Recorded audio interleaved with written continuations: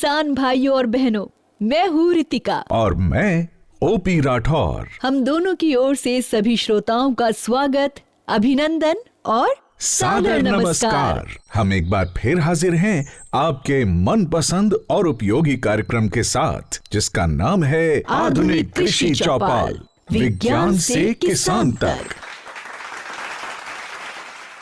ये विशेष कार्यक्रम हम आपकी नजर कर रहे हैं भारत सरकार के कृषि एवं किसान कल्याण मंत्रालय के सौजन्य से। किसान भाइयों और बहनों, इस कार्यक्रम में हम आप तक पहुंचाते हैं नई वैज्ञानिक जानकारियां और ऐसे उपाय जिन्हें अपनाकर आप अपने और अपने परिवार की आमदनी बढ़ा सकते हैं और एक समृद्ध तथा खुशहाल जीवन की ओर कदम बढ़ा सकते हैं।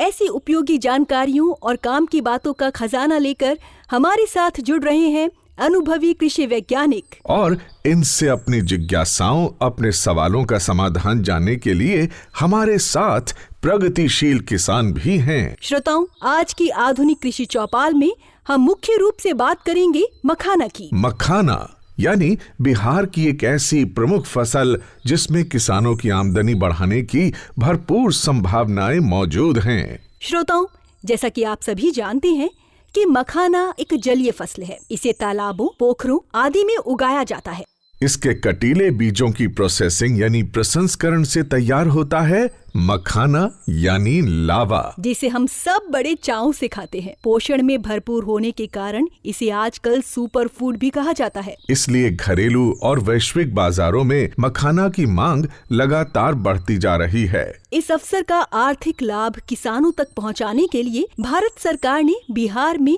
मखाना बोर्ड गठित करने का फैसला लिया है। इसके जरिए मखाना का उत्पादन, प्रोसेसिंग और इसके उत्पादों के निर्माण को बढ़ावा दिया जाएगा। साथ ही मखाना और इसके उत्पादों को घरेलू और वैश्विक बाजारों तक पहुंचाने के लिए मार्केटिंग में भी मदद की जाएगी। बिल्कुल। किसान भाइयों और बहनों, सबसे बड़ी बात ये है कि आपको मखाना की आधुनिक खेती और प्रोसेसिंग के लिए तकनीकी सहायता और प्रशिक्षण भी दिया जाएगा, और मखाना की खेती करने वालों के किसान उत्पादक संगठन यानी FPO बनाए जाएंगे। इससे किसानों का लाभ और आमदनी बढ़ेगी।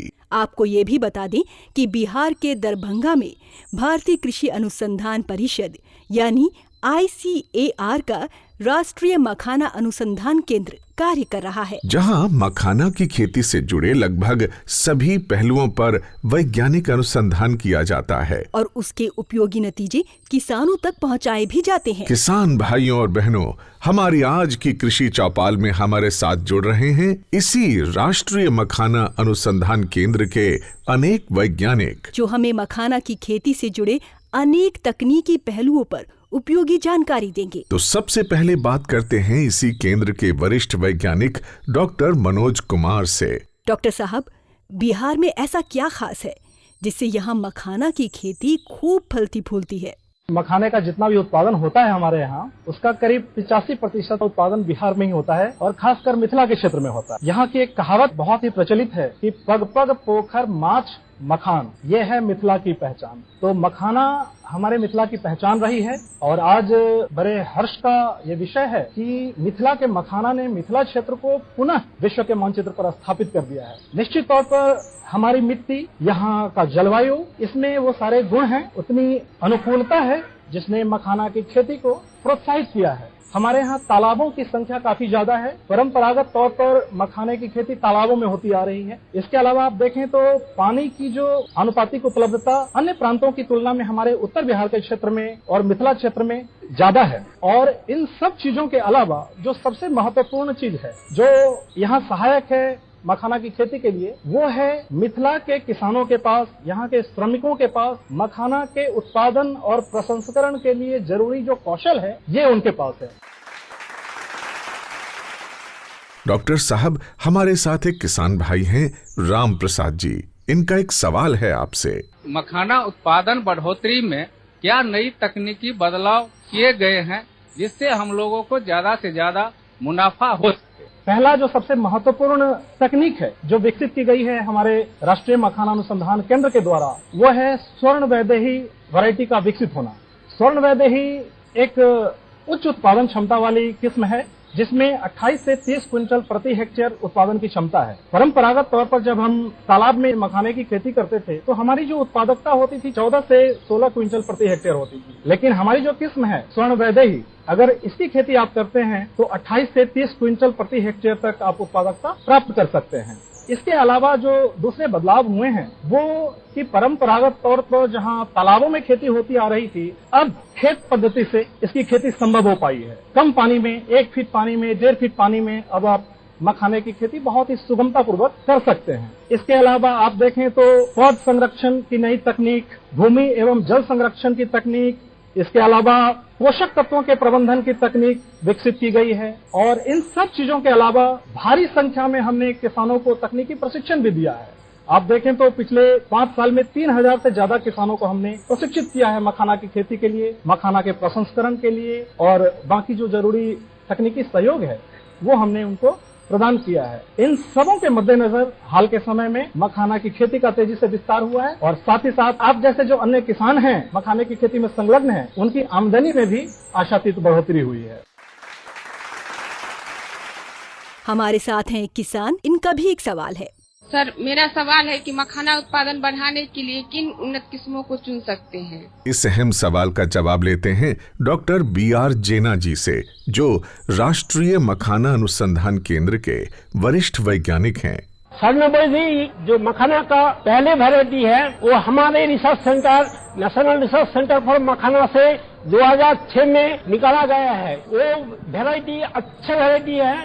उसका उत्पादन का जो क्षमता है वो 27 क्विंटल से लेकर 30 क्विंटल पर हेक्टेयर होता है और इसका जो प्रोटीन परसेंट है 8.0% से लेकर 8.5% तक प्रोटीन मिलता है। और इसके अलावा ये जो वैरायटी है इसमें कार्बोहाइड्रेट और जो मैग्नीशियम, कैल्शियम ये भी अच्छा मात्रा में पाया जाता है। ये वैरायटी अभी बिल्कुल जो फील्ड वाला जो मखाना का कल्टीवेशन होता है उसमें ज्यादा प्रयोग किया जाता है और ये वैरायटी ये बहुत लोकप्रिय है और ये वैरायटी को अगर अपनाएंगे तो आपका जो आमदनी है उसमें बढ़ोतरी होगा। और अब हमारे साथ जुड़ रहे हैं राष्ट्रीय मखाना अनुसंधान केंद्र के वरिष्ठ वैज्ञानिक डॉक्टर SM राउत जी। डॉक्टर साहब, क्या किसी जलाशय में मखाने की खेती के साथ मछली पालन भी किया जा सकता है? इससे किसानों को क्या फायदा होगा?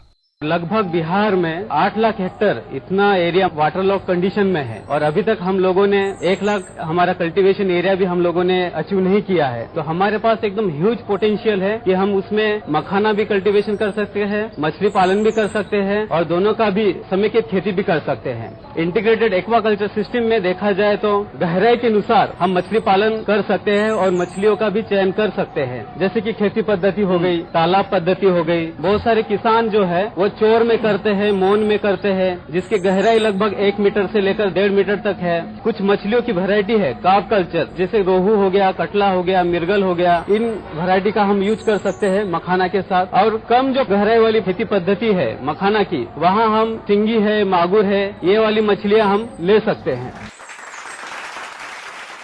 डॉक्टर मनोज, हाल ही में मखाना का व्यावसायिक महत्व बढ़ा है, लोकप्रियता बढ़ी है, तो आप मखाना उद्योग में कितना विकास, कितना विस्तार देख पा रहे हैं?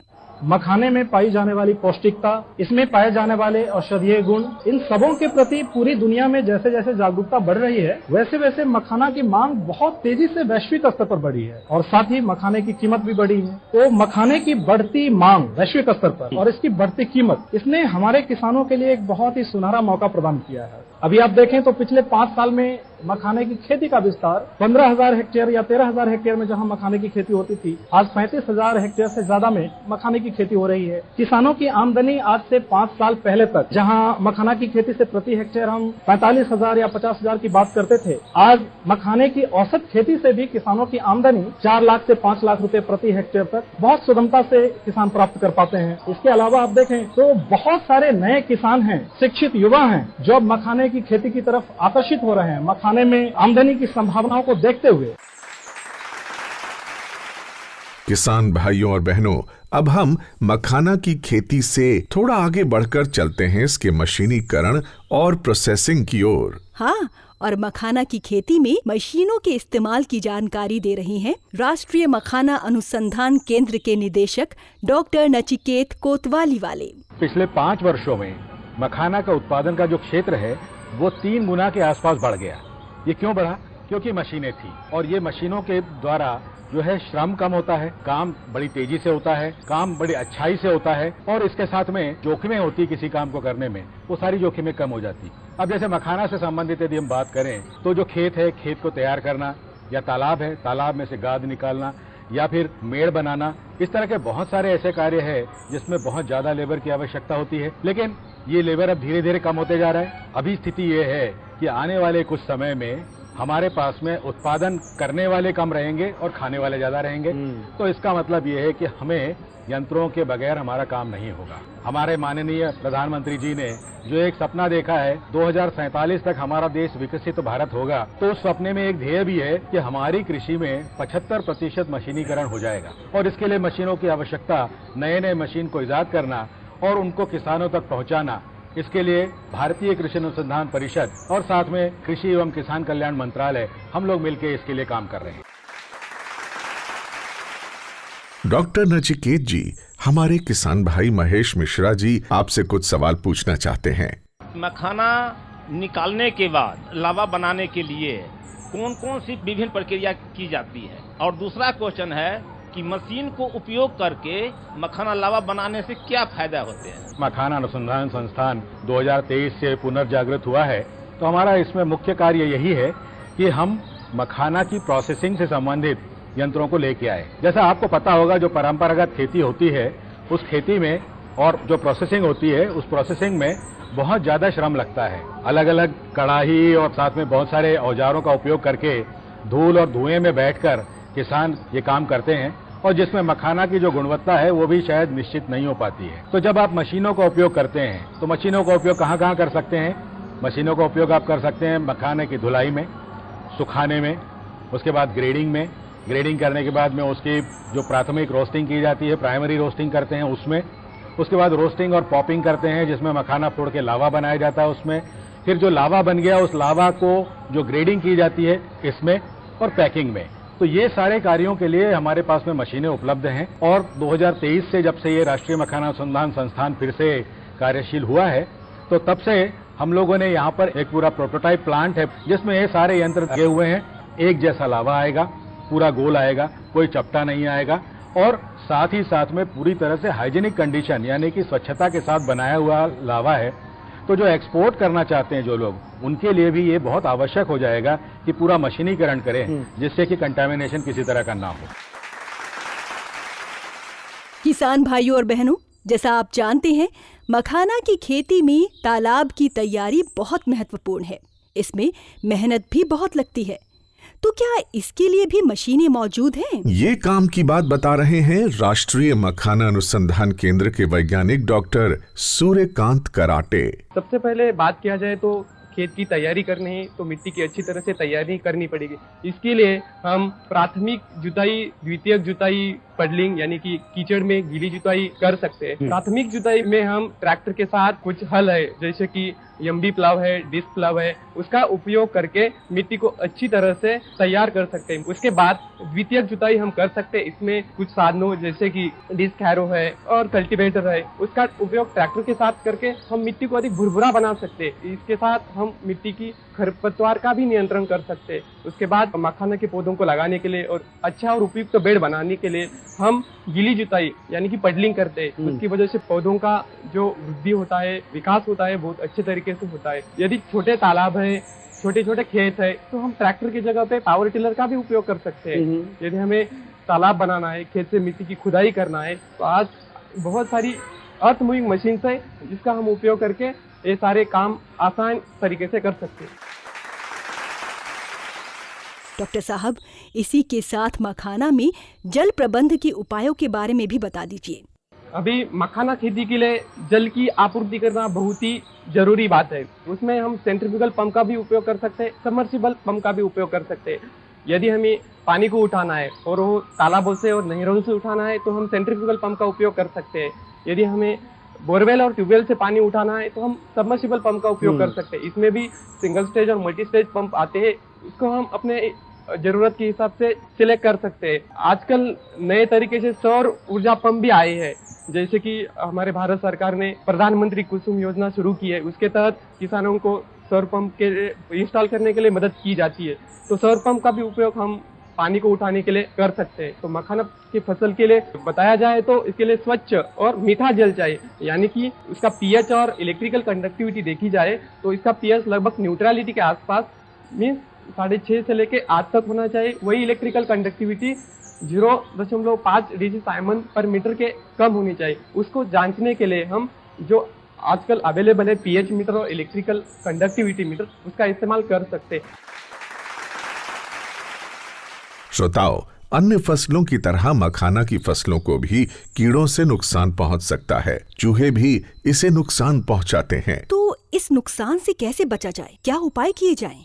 ये उपयोगी जानकारी दे रहे हैं राष्ट्रीय मखाना अनुसंधान केंद्र के वैज्ञानिक डॉक्टर विनोद कुमार पसला जी। जैसे अन्य फसलों में कीड़ा लगता है, हमारा मखाना के खेतों में कीड़ा का बहुत सारा नुकसान पहुंचा सकता है। खासकर देखा जाएगा तो हम नर्सरी स्टेज से लेकर फ्लावरिंग स्टेज तक ये नुकसान देखने के लिए ज्यादा मिलता है।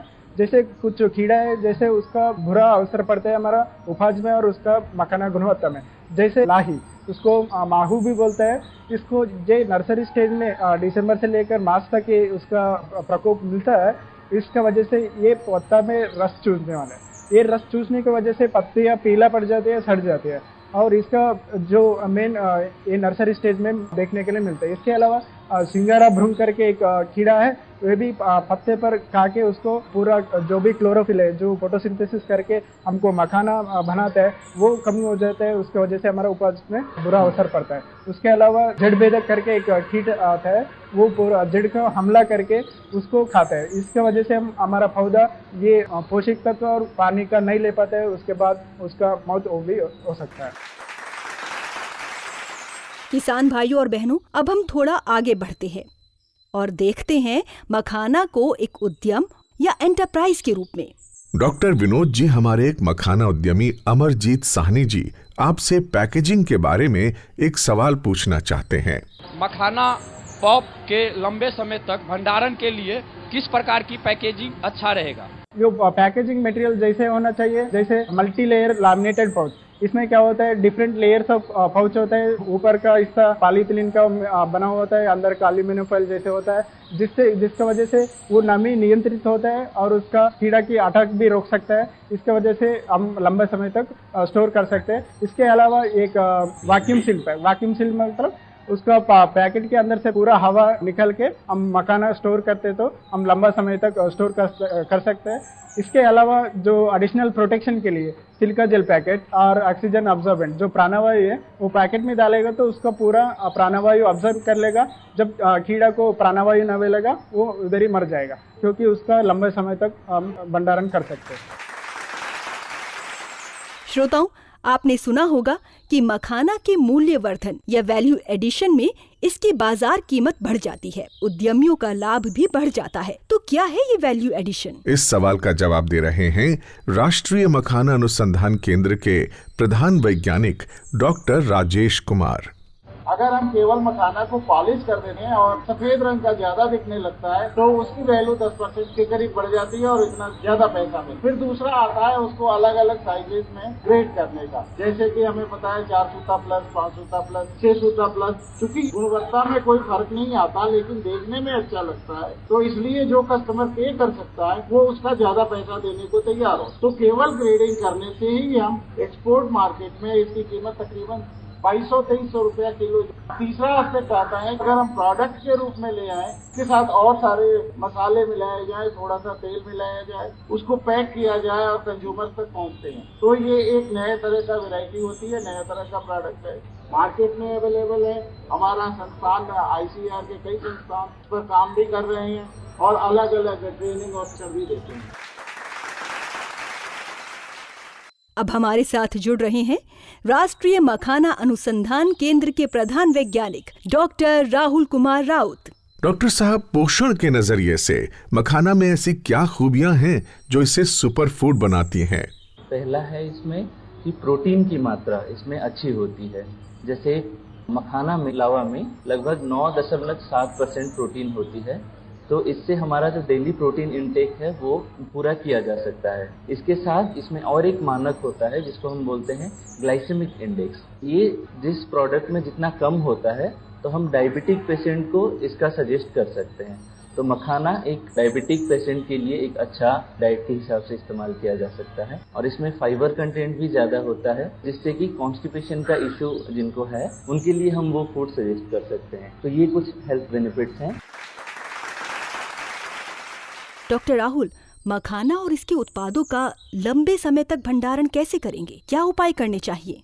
मखाना कोई भी खाद्य उत्पाद जब होता है तो हमें ये ध्यान रखनी चाहिए कि उसकी गुणवत्ता और उसका जो शेल्फ लाइफ होता है, मतलब उसका क्वालिटी ज्यादा दिन तक बनी रहे, उसके लिए उसका सही से स्टोरेज होना जरूरी है। तो जहाँ पे हम उसको स्टोर कर रहे हैं तो वो जगह एक तो साफ सुथरी होनी चाहिए, वहाँ पे जैसे चूहा या कोई भी ऐसे कीड़े वगैरह का कॉन्टेमिनेशन ना हो। उसके साथ वो एक शुष्क जगह होनी चाहिए, क्योंकि नमी के वजह से भी खाद्य उत्पाद डैमेज होते हैं। तो जैसे मखाना की बात है, जो लावा होता है उसमें काफी मॉइस्चर कम रहता है, तो हमें ये भी इंश्योर करना चाहिए कि स्टोरेज के समय वो बाहर के नमी ना सोख ले, जिसकी वजह से वो क्रिस्पी नहीं रहता, नरम हो जाता है। तो उसके लिए अच्छे पैकेजिंग का इस्तेमाल कर सकते हैं, एयर टाइट पैकेज इस्तेमाल कर सकते हैं, उसको वैक्यूम पैकिंग भी कर सकते हैं जिसके उसका शेल्फ लाइफ भी बना रहे और उसकी ताजगी मेंटेन रहे। उसके साथ जो वैल्यू एडेड प्रोडक्ट्स बनते हैं तो उसका एक्सपायरी डेट के अंदर ही हमें उसको इस्तेमाल करना चाहिए। किसान भाइयों और बहनों, मखाना को एक सफल उद्यम के रूप में पहचान दिलाने वाले उद्यमी मनीष आनंद जी हमारे साथ हैं। आप इनसे सवाल पूछ सकते हैं। तो पहला सवाल पूछ रहे हैं किसान भाई बुटाई मुखिया जी। हम 25 तालाब मछली और एवं मखाना का काम कर रहा हूँ, साथ साथ लावा का भी काम कर रहा हूँ। हमसे सर से निवेदन ये है कि हम किसान उद्यमियों से क्या लाभ उठा सकता हूँ? किसान डायरेक्टली या तो उद्यम में आ जाएं तब तो वो भी उद्यमी हो जाएंगे तो कर सकते हैं, या अगर आप किसानी में ही रुक रहे हैं, जो उद्यमी है आपके आसपास, आपके जिला में हो, आपके राज्य में हो, जिसके साथ आपको टाई अप करना, आप कॉन्ट्रैक्ट फार्मिंग कर लीजिए। तो उससे क्या हुआ कि आपको पता रहे कि मुझे ये श्योर पैसा मिल रहा है।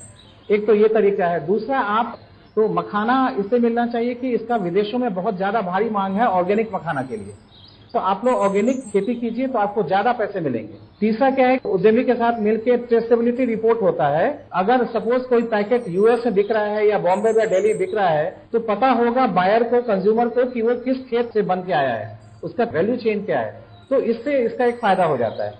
दूसरा, जो नए किसान आने वाले हैं जिनको पता नहीं, अभी फर्स्ट टाइम करेंगे, तो उनको ये नहीं पता है कि हम इसको बेचेंगे कहाँ पे। तो उस केस में भी अगर आप किसी उद्यमी से टच में रहते हैं तो आप उनके साथ कांटेक्ट कर सकते हैं। आपको हैंड होल्डिंग करके आपका जो बाय प्रोडक्ट है बता सकता है क्या करना है। दूसरा, आप अगर आप उनसे उद्यमी से टच में रहते हैं तो मार्केट में क्या आने वाला है, किसान को हो सकता है उसकी जानकारी नहीं हो। जब वो उपज बेच ले तब पता चलेगा ये तो हमने सस्ते में बेचा या हमने बहुत महंगे बेच दिया। श्रोताओ, अपने स्वास्थ्य लाभों के कारण मखाना का बाजार देश विदेश में फैल रहा है, मांग बढ़ रही है। इस बाजार के बारे में सही जानकारी देने के लिए हमारे साथ जुड़ रहे हैं राजीव रंजन झा जी, जो एक सफल उद्यमी हैं। सबसे पहले तो हम जहाँ पर बैठे हुए हैं इस रीजन को बोलते हैं मिथिलांचल। शरद पूर्णिमा का दिन होता है, उस दिन पूरा मिथिलांचल में सबसे ज्यादा कंजम्पशन एक दिन में, एक रात में होता है मखाना, उसको कोजगरा बोलते हैं। उसके बाद बिहार से सटे हुए राज्य जो हैं, बंगाल हैं, यूपी हैं, जहाँ पर होती है, देश की मैं बात कर रहा हूँ। इसके बाद अभी देखा गया है जो हमारे मेट्रोपॉलिटन सिटी मुंबई और दिल्ली, यहाँ पर भी मखाना यूज होने लगा है स्नैकिंग के रूप में। आगे चलते हैं, नया राज्य जो कुछ जुड़े हैं इसमें, उसमें गुजरात और साउथ के कुछ राज्य जुड़े हैं, वहाँ पे भी मखाना पहले से ज्यादा कंज्यूम होने लगा है। अब हम बात करते हैं अंतर्राष्ट्रीय बाजार की। तो अंतर्राष्ट्रीय बाजार में सबसे ज्यादा अगर कंजप्शन देखा गया है, यूएस सबसे ज्यादा कंज्यूम करते हैं, यूके हैं। तो इस तरह से देखा जाता है जो राष्ट्रीय और अंतर्राष्ट्रीय मार्केट दोनों ही 10 से 15% के एवरेज से बढ़ रहे हैं। मखाना बोर्ड के गठन को लेकर हमारे किसान भाइयों में काफी आशाएं हैं। इसका किसान भाइयों को क्या लाभ होगा, बता रहे हैं भारत सरकार के अपर आयुक्त प्रशांत अरमोरिकर जी। बजट सत्र 2025 में जो घोषणा हुई थी कि मखाना बोर्ड की स्थापना होनी है, उसके बाद ये जो कृषि चौपाल है, इसमें जो ये चर्चा है ये बहुत महत्वपूर्ण है। ये नीतिगत फैसले लेने में इसमें एक किसान और वैज्ञानिकों के बीच में जो चर्चा हुई है उसके माध्यम से भी नीतिगत फैसले लिए जाएंगे। दूसरी बात मैं आपको यह बताना चाहता हूं कि जलवायु परिवर्तन को ध्यान में रखते हुए मखाना में उत्पादकता बढ़ाने के लिए जो तकनीकी इंटरवेंशन की जरूरत है और इसके लिए बहुत सारे रिसर्च अनुसंधान की जरूरत है अभी, जिसके लिए ICAR को अनुसंधान की तरफ ध्यान देना होगा। और तीसरी महत्वपूर्ण बात, भारत सरकार की सारी योजनाएं ऐसी है कि जिसमें कृषि का उत्पादन कैसे बढ़े और किसानों की आय में वृद्धि कैसे हो, इस पर निरंतर चर्चा होती है और हमारे सारे जो कार्यक्रम है किसान कल्याण के इसी पर आधारित है। मैं आपको बता दूं कि भारत में 730 से ज्यादा जिलों में कृषि विज्ञान केंद्र भी है और एग्रीकल्चर टेक्नोलॉजी मैनेजमेंट एजेंसी आत्मा भी है। डॉक्टर राजेश जी, एक सवाल है आपसे। मिथिला अंचल के मखाने को भारत सरकार की ओर से क्या कोई विशेष पहचान दी गई है? GI टैग जैसी कोई व्यवस्था है क्या? GI टैग मखाने को मिला हुआ है और उसका नाम है मिथिला मखाना। मतलब ये है कि इस मिथिला अंचल में अगर मखाना प्रोड्यूस करते हैं, आप उगाते हैं और यहाँ से लावा बनता है तो उसका एक सर्टिफिकेशन होता है जो बिहार एग्रीकल्चर यूनिवर्सिटी से मिलेगा। वो अगर आप लगाते हैं उसके साथ तो ये आपकी पहचान, अगर अमेरिका में वो मिल जाता है तो उस पर लिखा हुआ रहेगा कि ये मिथिला मखाना है और मिथिलांचल से है, तो ये आपकी पहचान को वहाँ तक पहुँचाता है। आज हमारे साथ ML कॉलेज दरभंगा के पूर्व प्रधानाचार्य डॉक्टर विद्यानाथ झा भी हैं। डॉक्टर झा, आप मखाने की पौष्टिक खूबियों, इसके स्वास्थ्य लाभों को किस तरह देखते हैं? इसमें जो प्रोटीन है करीब 10% के आसपास होता है और लोगों ने भी कहा है, लेकिन इसकी जो गुणवत्ता है, जैसे मैं कहता हूँ कि हम चावल के साथ दाल मिला के खाते हैं, सब्जी मिला के खाते, केवल चावल खा के जिंदा नहीं रह सकते, केवल दाल खा के जिंदा नहीं रह सकते, हमें मिला के खाना पड़ता है बैलेंस्ड फूड के लिए। और भी चीजें जो जरूरी है भोजन में सब खाना पड़ता है। वो इसलिए है कि प्रोटीन बना हुआ होता है अमीनो अम्लों से। जैसे हमारा घर बना हुआ होता है ईंटों से, उसी तरह से प्रोटीन बना हुआ होता है अमीनो अम्लों से। और कुछ अमीनो अम्ल ऐसे होते हैं जो कि हमारा शरीर नहीं बनाता है, वो किसी भोज्य पदार्थ में कितनी उसकी मात्रा है उससे उसका मूल्य आंका जाता है। तो मखाने में आवश्यक अमीनो अम्लों का अनुपात है वो 90 के आसपास है, जो कि इसको मछली, मांस, अंडा के समकक्ष बनाता है। एंटी डायबिटिक कंपाउंड अभी हाल में HbAC, हाइड्रोक्सी बेतुलिनिक एसिड, बीटा कैप्राइलेट, ये कंपाउंड आइडेंटिफाई कर लिया गया है। तो ये डायबिटीज में है, हृदय रोगों में गुणकारी है। तो हम इसको सोयाबीन की तरह न्यूट्रास्यूटिकल बोलते हैं। केवल न्यूट्रास्यूटिकल मतलब खाद्य औषधि है, खाद्य भी है और औषधि भी है। यहाँ तक कि इसका जो खपड़ुइया है, सीड कोट, उसमें बहुत सारे एसेंशियल फैटी एसिड्स मिले हैं। जैसे अमीनो एसिड्स हमारे लिए आवश्यक है, हमारे लिए फैटी एसिड भी आवश्यक है। और जो फैटी एसिड हमारा शरीर नहीं बनाता है वो इसके सीड कोट में है।